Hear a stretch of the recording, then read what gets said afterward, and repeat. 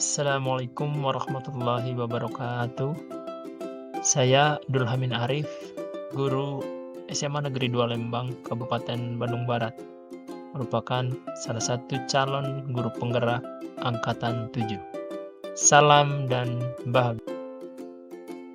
Pada kesempatan ini, izinkan saya untuk menyampaikan demonstrasi kontekstual akan membahas beberapa poin-poin penting filosofi pemikiran Ki Hajar Dewantara tentang pendidikan. Menurut filosofi KHD, melahirkan dua arti yang paling penting untuk kita sama-sama memaknainya agar tidak rancu dalam penggunaannya.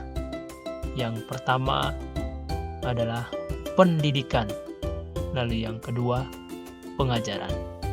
Pendidikan diartikan sebagai tuntunan dalam hidup tumbuhnya anak-anak agar mereka dapat mencapai keselamatan dan kebahagiaan yang setinggi-tingginya, baik sebagai manusia maupun sebagai anggota masyarakat. Pengajaran merupakan salah satu bagian dari pendidikan.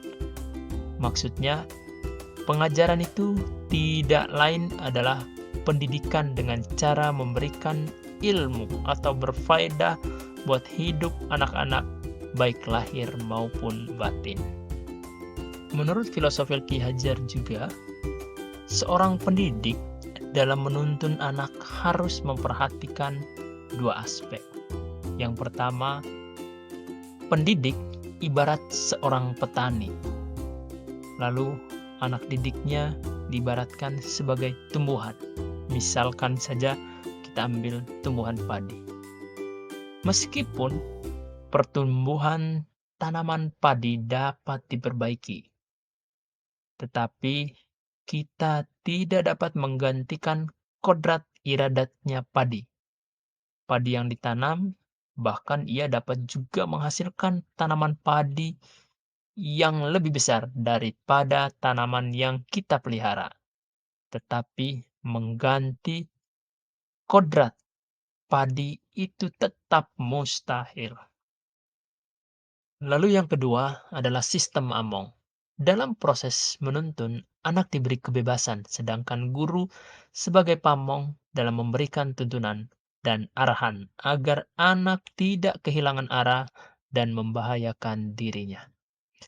Seorang pamong dapat memberikan tuntunan agar anak dapat menemukan kemerdekaannya dalam belajar.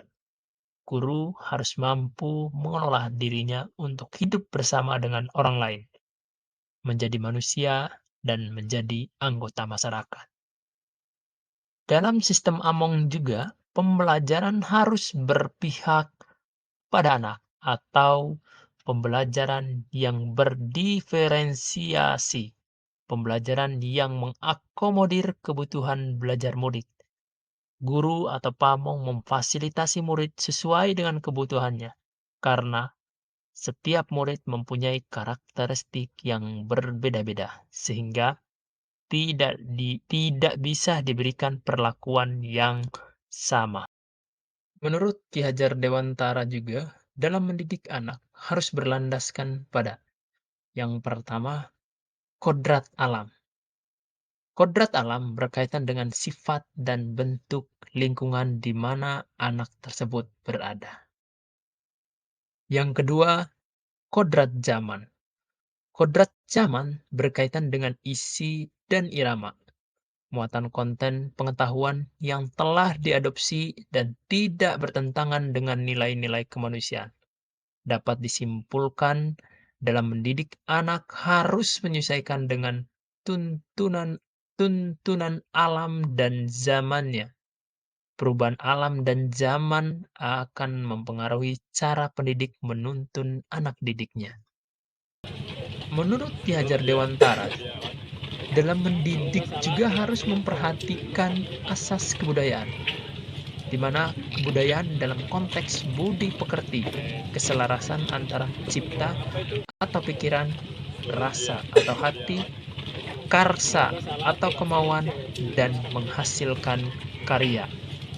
Di dalam slide ini merupakan contoh kekuatan pemikiran Ki Hajar yang menyebabkan laku murid di kelas atau di sekolah sesuai dengan konteks lokal sosial budaya. Yang fundamental adalah budaya positif 5S.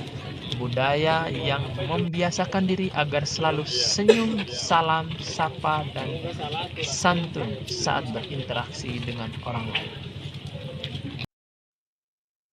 Terima kasih, itu saja yang bisa saya sampaikan tentang poin-poin penting filosofi pemikiran Ki Hajar Dewantara dalam dunia pendidikan. Terima kasih.